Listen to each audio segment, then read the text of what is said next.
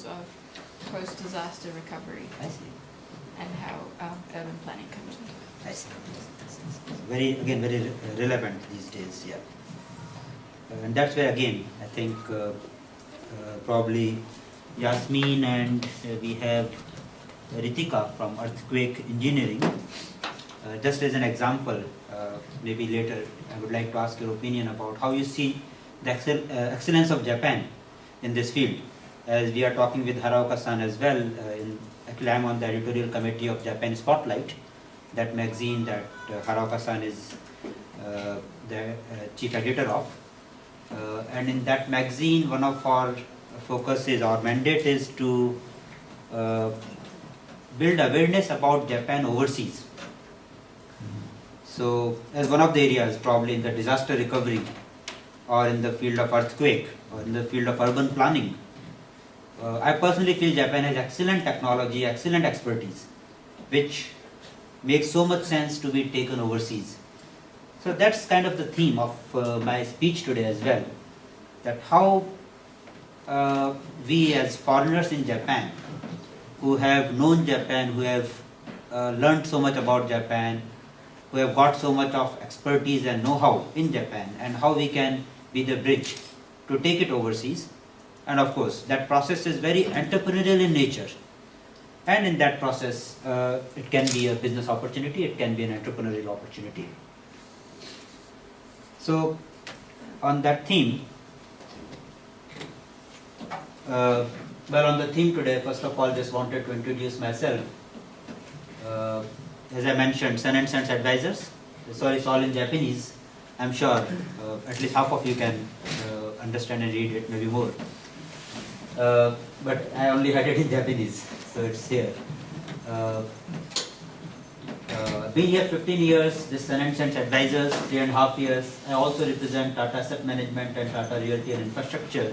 That's where I work closely with Katsuike-san. Along with that, I also represent IIT Alumni Association in Japan. So as I can see some faces from IIT here, please do join us in the group. Saurabh, please help them bring on board. I am born in India in a very small town in the western Rajasthan.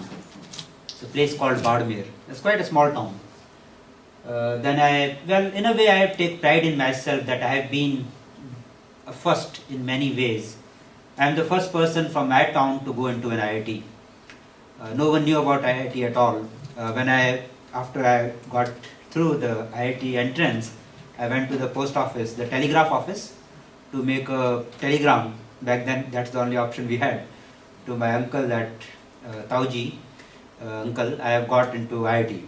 So the guy on the counter told me, sir, you are making a mistake in the spelling. It should be ITI. Well, he didn't know, and people would ask me. ITI is Indian Technical Institute, a vocational education institute of India, which is there one in my hometown also, a small one, a local one. People there didn't know about IIT. So I have been the first from there to get into IIT. Then I cannot say now that I'm one of the early ones of my type to come to Japan from India. Manish is there. Manish is also almost my same timer in the sense of the batch. We are like some of the early ones who came to Japan in like early 90s, mid 90s, in 90s essentially. By that time, not many Indians were here. As Hamaji-san mentioned, he's working on connecting India and Japan. Not many Indians in Japan yet. So we are one of the early ones. We have seen a phenomenal shift.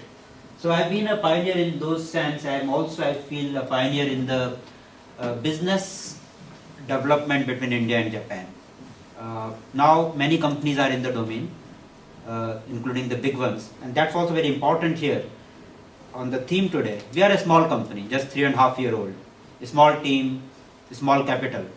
And now our competitors are like McKinsey, Boston Consulting, like Accenture, like Deloitte, Nomura. So all the big ones are really our competitors, and sometimes we even win over them. Not always, but sometimes we do even win over them. That's an advantage of being an entrepreneur, that you are flexible, you are nimble, So that's where again I believe I am a pioneer, and as I mentioned, I am also editor on the editorial board, editorial committee of Japan Spotlight. There's a financial association called Global Association of Risk Professionals and few others. If you are interested in media, there are some coverage on TV, etc. You can look up on the internet. Well, coming to the theme today. So, globalization. That's a very hot topic these days. Now, what is globalization and why globalization? Going to some very basics of economy, of one to many. First of all, one to many. Economy, very basic concept of economy. One person, one man can do so much. Well, maybe you can just imagine 10,000 years back, a man alone in the forest, he could go and pick up the fruit from the tree, eat it, well, maybe take care of some very basic necessities of himself, go to the pond or a river nearby to drink water. Next day he has to remember where the river is. Talking about a very primitive time. So that was a man by himself. But still, even at that time, as we know even the animals now, monkeys or any animal, they group together, they do some kind of team activity. That's the one to many in a very primitive sense. We take this one to many to a larger scale. Instead of an individual, we build companies. In a company, that's a team. People take care of different parts of the work and they work as a team. So that creates more value, that creates more leverage, more synergies. Taking it further, a country or an industry, where there are many companies working together in a larger entity. Now when you talk about globalization, we are talking about one country to many countries. Not all countries are good at everything, naturally. Japan is good in technology, but Japan is not good at, or Japan is not privileged to have good natural resources. So that's where Japan depends on other countries, and the other countries who depend on Japan. Now again, Japan is good in technology, but now the cost of living in Japan is high. So Japan is not the right place for the cheap manufacturing. That's where China is good at so far. It's coming up in the cost. That's where Taiwan, many other countries, India is trying to come up to the speed to be a good manufacturing base. So idea of building a team of countries, one to many. That's what globalization is in the sense of countries. So the relative advantages, as I mentioned, someone has natural resources, someone has got good services, someone has got good technology, someone has got good consumer market. That's also part of the whole economic cycle. Someone has to consume, of course, someone has to return back something to the producer also, but it's a whole cycle. That's the global economy. Now what has happened recently? Well, these concepts in the macroeconomy have been there for long. Relative advantage concept is a very old concept. Concept of team is very old. So what is new right now that we talk about globalization so much? What is new is the infrastructure. 50 years back, even 20 years back, internet was not there. It's such a new thing. Now we can't live without it. But 20 years back it was not there. It's such a new thing. And that has made such a huge change. Now what's happening in Libya or even in Antarctica or any other part of the world, difficult circumstances, you got that coverage. Even if BBC and CNN, nowadays they all show the footage from the YouTube by individuals, amateur video recordings. You are not seeing so much of the professional video recordings because there are people everywhere with access to telecom and they are able to get the information locally and pass it on to the whole world instantaneously.